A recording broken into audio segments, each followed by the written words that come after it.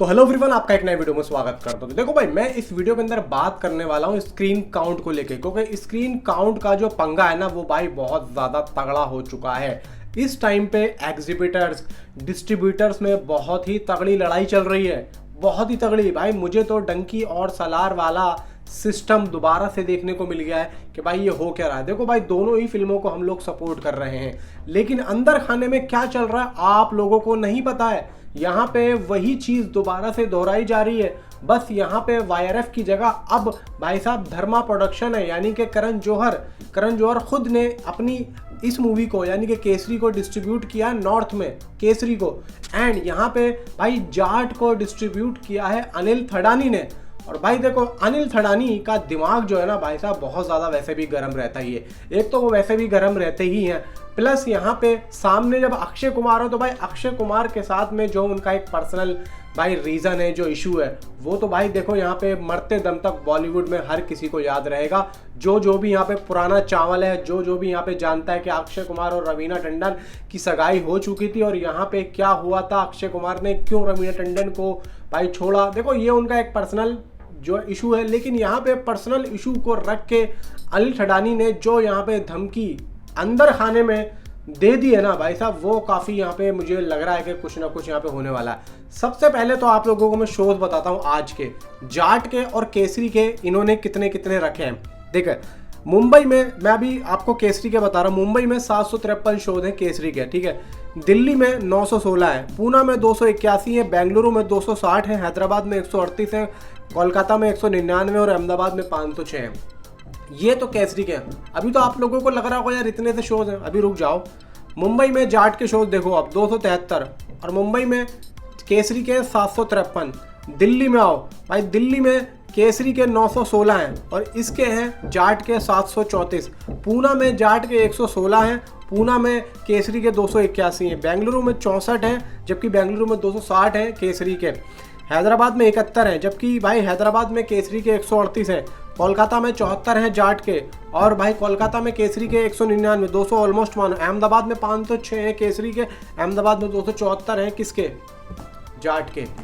अब यहाँ पे देखो, ये तो जो शो हो रहे हैं वो हो रहे हैं, लेकिन यहाँ पे जो अंदर जो लड़ाई चल रही है भाई साहब, स्क्रीन काउंट को लेके जो बैटल चल रहा है, ऐसा क्यों हुआ जबकि वीकेंड चल रहा है भाई, संडे है। और आप लोग जाके देखेंगे बुक माई शो पे भाई जाट का भी हर एक घंटे में 5000 6000 टिकट बुक हो रहा है, जबकि यहाँ पे एग्जीबिटर्स को पता है कि भाई ये मूवी वीकेंड पे उठेगी, तो कम से कम वीकेंड में तो दोनों को अच्छे अच्छे शोज यहाँ पे दो, यानी कि बराबर शोज जाने चाहिए थे। जो भी एक अच्छी सिटीज़ हैं, दिल्ली, मुंबई, बेंगलुरु, और ये मैंने आप लोगों को जो बताया ना, ये एक ऐसी सिटीज़ हैं जहाँ से बॉक्स ऑफिस कलेक्शन उठती और गिरती है, ये वो है। अब यहाँ पे जाट को देखो भाई साहब, कहाँ 916 शोज केसरी के और कहाँ 200 शोज, मतलब भाई यहाँ पे 1/4 भी जाट को भाई शोज नहीं मिले हैं, आप लोग समझ के चलो। तो यहाँ पे भाई अनिल थडानी ने दे दी है सारे एग्जीबिटर्स को धमकी, और यहाँ पे करण जौहर को भी तगड़े तरीके से भाई साहब अंदर खाने में इन्होंने लताड़ा है। यहाँ पे अनिल थडानी ने बोला है कि अगर तुम हमारे साथ ऐसा करते हो तो आगे जितनी भी मूवी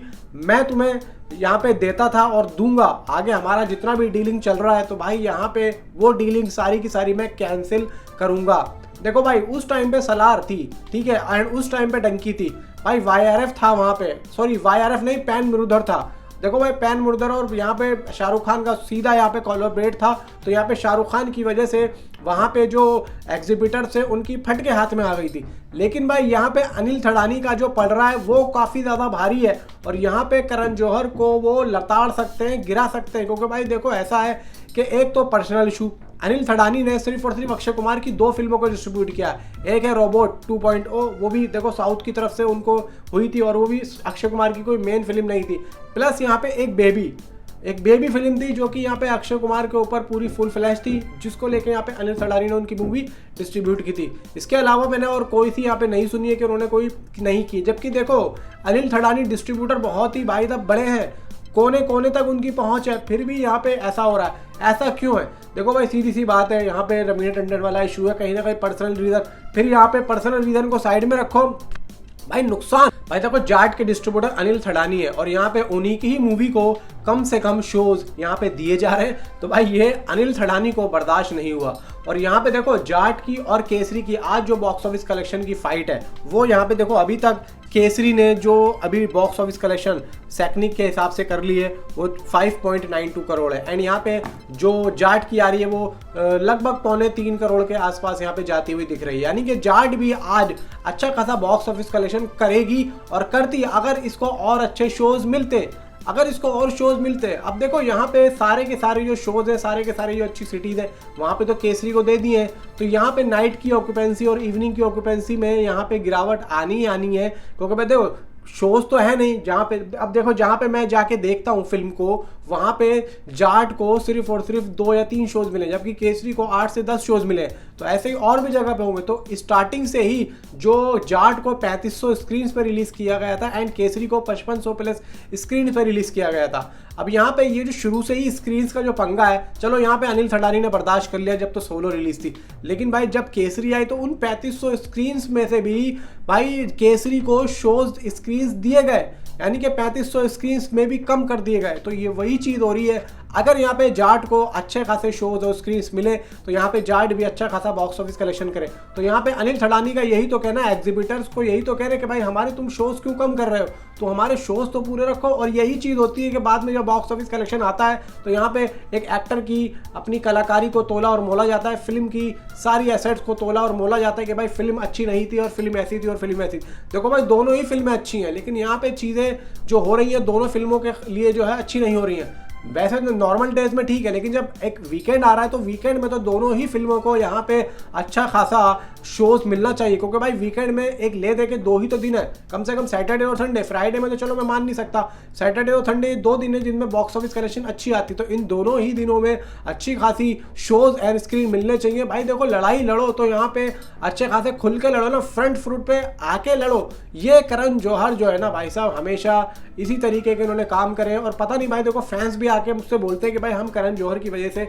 फिल्में नहीं देखते उनकी। अब पता नहीं भाई करण जौहर ने ऐसे कौन से कर्म करे हैं जो कि यहाँ पे अक्षय कुमार के लिए भी वो गलत साबित होते हुए दिख रहे हैं। यानी कि अक्षय मतलब करण जौहर की जो एक नाम है ना वो कहीं अक्षय कुमार को भी यहाँ पे भाई उनकी बॉक्स ऑफिस कलेक्शन उनकी मूवी को दबा रहा है। वरना अगर मुझे लगता है कि यहाँ पे करण जौहर नहीं होते तो मुझे ऐसा लगता है कि शायद ये फिल्म की बॉक्स ऑफिस कलेक्शन और भी ज़्यादा अच्छी होती। और ये करण जौहर हमेशा यही करते हैं, हमेशा उनका यही करना है। देखो भाई ये अंदर की जो बात थी वो मैंने आप लोगों को बताई है। आपकी राय मुझे नीचे कमेंट में चाहिए। मैं मिलता हूँ आपसे अगली वीडियो में। Thanks for watching.